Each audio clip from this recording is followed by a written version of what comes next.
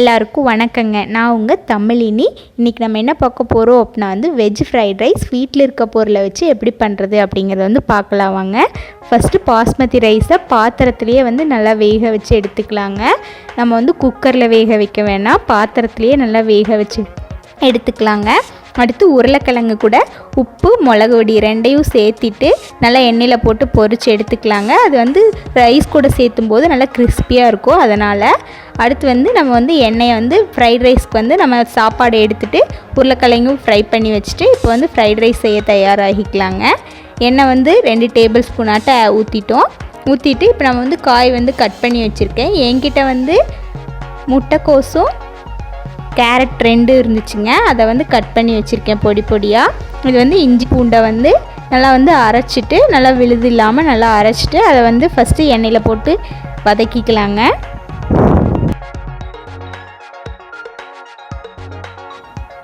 நல்லா பச்சை வாசம் போகிற அளவுக்கு நல்லா வதக்கி எடுத்துக்கலாங்க. இஞ்சி பூண்டு நல்லா வதக்கும்போது அது அடியில் நல்லா அடி பிடிக்குங்க. அது அடி பிடிக்காமல் நல்லா கிளறி விட்டுகிட்டே இருக்கணுங்க.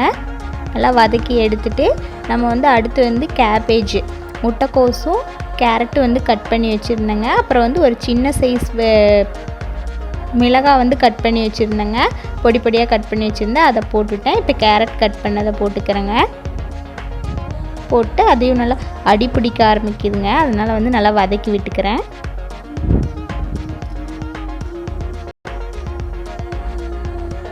இப்போ கேபேஜ் முட்டைக்கோசு கட் பண்ணி வச்சுருக்கேன். அதையும் உள்ளே போட்டு நல்லா வதக்கி விட்டுக்கிறேங்க.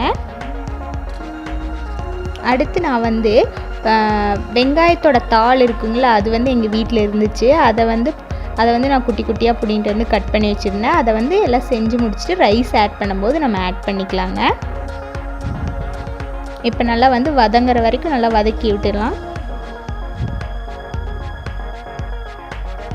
அடி பிடிச்சிருங்க இஞ்சி பூண்டு நம்ம ஃபஸ்ட்டே ஆட் பண்ணதுனால. அதனால் நல்லா வதக்கிட்டு இப்போ மிளகா பொடி போடுறேங்க காரத்துக்காக. நான் பீட்சா சாஸ் செஞ்சு வச்சுருந்தேன், அதை இப்போ ஆட் பண்ணிக்கிறேன். உங்கள்கிட்ட வேறு ஏதாவது கிட்சப் சாஸ் அது மாதிரி ஏதாவது இருந்துச்சுன்னா அதை ஆட் பண்ணிக்கங்க. நான் பீட்சா சாஸ் ஆல்ரெடி செஞ்சுருந்தேன், அந்த வீடியோ போட்டிருக்கேங்க. அதை பார்த்து நீங்கள் செஞ்சுக்கங்க. நான் அது செஞ்சு வச்சுருந்ததுனால அதை இப்போ ஆட் பண்ணிக்கிறேன்.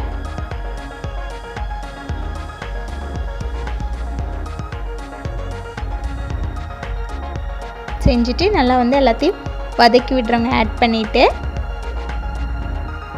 உப்பு தேவையான அளவு ஆட் பண்ணிக்கிறோங்க.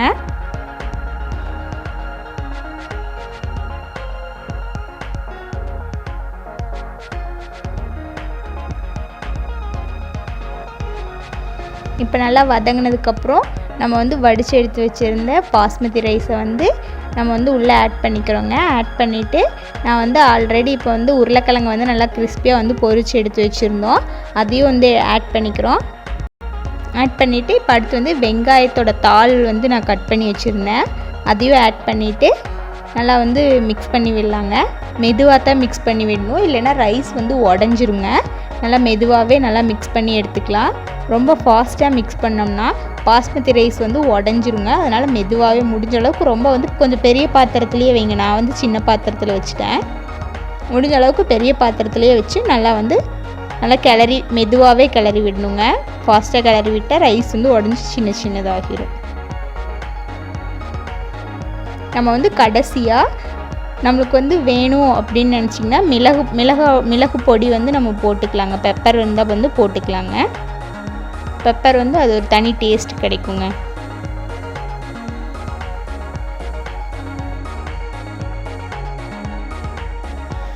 இப்போ வெஜ் ஃப்ரைட் ரைஸ் ரெடி ஆகிடுச்சுங்க.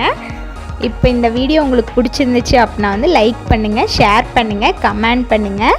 இது வரைக்கும் சப்போர்ட் பண்ண வியூவர்ஸ் எல்லாருக்குமே ரொம்ப நன்றிங்க. இனி உங்களுக்கு வேறு ஏதாவது ரெசிபி வேணும்னா கீழே கமெண்ட் பண்ணுங்கள், அந்த ரெசிபி உங்களுக்கு செஞ்சு காமிக்கிறேங்க. தேங்க்யூ.